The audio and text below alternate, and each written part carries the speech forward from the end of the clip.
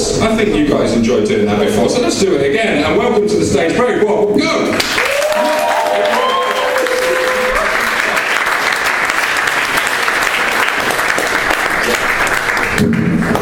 Hello. Are you ready for some Polish humour? Yeah. You're sure, yes? Yes. You've not heard it yet? Don't you?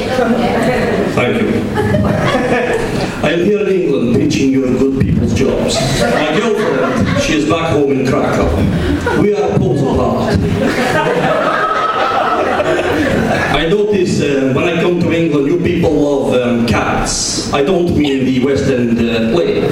I am talking about the little hairy pussy, yes? And I have noticed it is true what they say about the cat will always land on his feet. Only last night, I kicked my cat out of my flat for pissing in my favourite hat. The very next day, he already has a brand new 3-bedroom house. Also, the same thing last night. My flatmate, he borrowed my thesaurus without asking my permission. I will be having serious words later.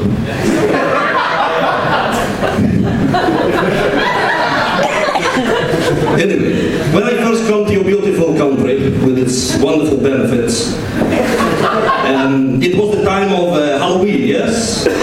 And in Halloween you have a very nice tradition of trick and treat. And I like this very much, it's very nice. So I think I take this back to Poland and introduce trick and treat to my village. And I can see your faces, I know what you think. He's the first person, he will get all the candy. In fact, it was absolute nightmare. Every house I knock on, I have to explain the history of Halloween and what is trick and treat. And the people say, it is very nice, but we didn't know you were coming. We have no chocolate. You know, you laugh and it's like, this is my life. I suppose I have to confess something to you. I'm not actually Polish. I'm actually from Manchester, north of England.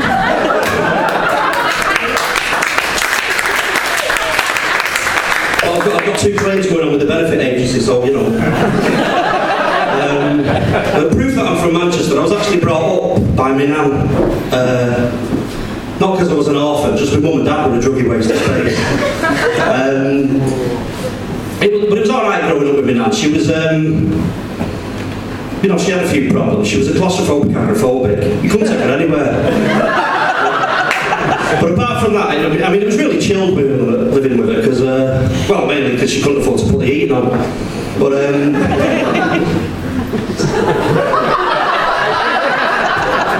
I was enjoying it more, you all, mate. So, yeah, it was good, but when I was young, you know, the childhood naivety, you hear something and you hear it wrong. And every so often, when she got over a claustrophobic agoraphobia, she put on this old long blue Mac and one of those little plastic hats you can see her hair through, for whatever reason, and a little roller trolley, and she'd turn to me and say, behave yourself, I'm going co-op. So in my childhood naivety, I thought she was off to planet co-op. Wow, because she used to come back about an hour later with cakes and biscuits. And I thought to myself, when I grow up, I'm going to build a time machine. I'm going to travel to the planet co-op. It turned out she was actually going to the co-op. But when I come down London, I wasn't sure if you had co-ops. But I suppose it's a little bit like Spa, but the staff suicide rate's a bit lower.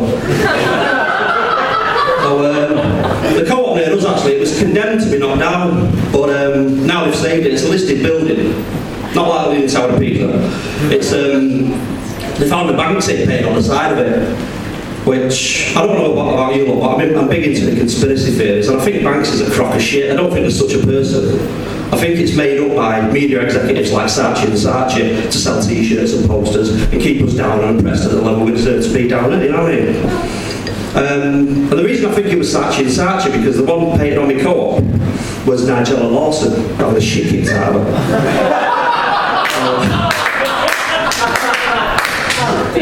So, anyway, that's enough about me.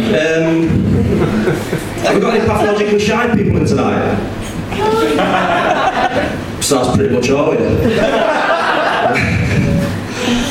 no, actually, I've just come back from Afghanistan. I've been over there for 3 years. I'll fucking murder that travel agent when I catch up with him. And before that, I was in Iraq, and I found an underground bunker. Hey! Well, I found an underground bunker full of lawnmowers. And it turned out to be Saddam's weapons of grass reduction. But, you know, yet again, another government lie to keep us oppressed. And in fact, I come home and I've lost all faith in the government and, you know, the old system of all that bullshit. In fact, the other day I was in the polling office and I had my t-shirt up and I was creating out of my 6-pack, my 24-pack. And this woman came over to me, clipboard and all that. She said, "Are you here to vote, love?" I went, "No, I'm abstaining." So it worked for me. And then I blacked out. Sorry. So she could see there was problems up top, and she says to me, "Well, we're going to get you to see the doctor. There's obviously something wrong." They took me in to see a psychiatrist. He said, "We think you've got post-traumatic stress disorder." And he said, "Well, we call it PTSD." He said, "But you can upgrade to HD for a £5 a month," which I thought was pretty cool. I don't know if you noticed actually, I mean this is genuinely straight up, this is me. I got attacked by this Polish guy in my sleep. I've just had open heart surgery about 3 months ago, and the surgeon said to me, like, "We've had to clip your chest plate together." He said, "So there's a few precautions after the operation when you go home. I don't want you sitting in the passenger seat of a car for 6 weeks." I said, "Well, thank God for that. I'll probably get bored after a day or two." So I got home from the hospital, and my next door neighbour was there to meet me. And which, you know, you'd think, "No, that's nice." And I'm like, "How the fuck did you get in my house? Where's all this stuff? Who are these?" But you know, I'm not saying he's rough. But when he says to the family dog, "Play dead," he runs off and buries himself under the patio. So yeah, he come around one day. He said, "My son's took his first steps." Oh, that's what you look. Oh, my son's took his first steps. I went, "Oh, that's really nice, mate." Turned out I had to take him down to the police station. He stole a pair of ladders from outside B&Q. So,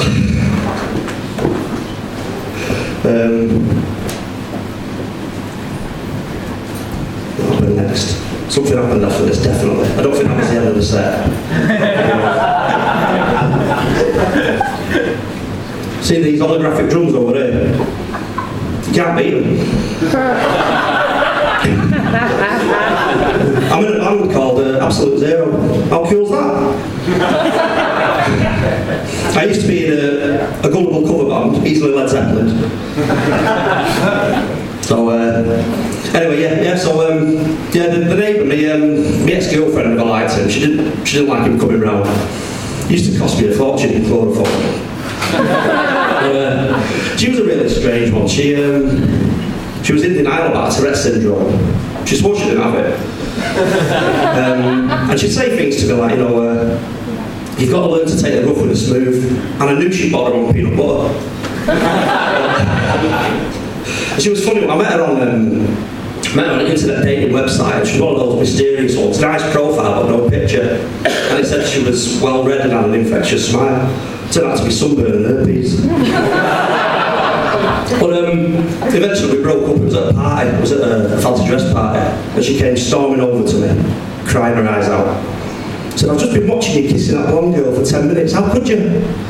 I said, "Well, if you breathe through your nose, it's not that difficult." So, yeah, like I said, it was a fancy dress party. She went as a panda and went home as an upset panda. But I went, to like win a prize. I went as an alarm clock, thinking it's, a bit different, a bit off the wall. And I thought it'd be great, but it turned out to be a disaster. Everyone spent all night trying to wind me up. So I don't drink because it's the devil's juice. I don't drink because I'm a decommit, basically. So I went home and thought, I need to relax, chill out, have a nice mug of hot chocolate. So I got my hot chocolate out of the cupboard, opened the carton, I looked inside and there's like little wigwams and tents. And like little campfire in the middle of the hot chocolate powder. What the fuck? So I'm looking on the side to see that, they sell by date. And there's a little notice that says, "Warning, contents may settle over time." So I just sat there thinking, you know, what's the world coming to? And it was at that moment, the words from when I was a kid rang true about building a time machine. And it was like, I'd had an epiphany. I wasn't sure, so I ran off looking for my thesaurus, but some Polish twat got away with it. So I got the dictionary, yeah, epiphany, it was full-blood epiphany. And these they don't happen like at the top of a mountain at Tibet, you know, sundown. It's sat in your kitchen, dressed as a alarm clock with a face full of chocolate powder. And I thought, right, this is it. I know what I'm going to do. I'm going to build a time machine. And at the time, it was just before the Mayan calendar was saying, you know, it's going to be the end of days. So I thought, what I'd do is I'll build a time machine, go forward in time to the day after the apocalypse. Well, not exactly to save the world, just a bit of a nosy swap, basically. But I was trying to think of, like, you know, I'll just start building a time machine. There's nothing in the, you know, being cute about it. You know, like plumbing a bathroom and shower time machine. It's nothing, which was a bit unhelpful. So I was thinking of famous time travellers, and the first one I thought of was like Doctor Who. I thought, well, I've not got a phone box. Thank you. Oh, I've not got a phone box, so I thought, it's the 21st century, mate, just take your mobile, don't be a dick. So, set about building a time machine, got it all made. I used a shower cubicle actually, because it's small, compact, and, you know, you can get clean on the way there, and nice little journey. But then it turned out that the Mayans were talking shit. So, like I said, I was into my conspiracy theories, so I thought, well, what I'll do is I'll go along to like the big conspiracies like the moon landings and Diana's death and, you know, 9/11 and JFK and KFC and Banksy and all this lot. And I'll come back and tell you good people the truth about everything. So I've run out of jokes. I'm at wit's end.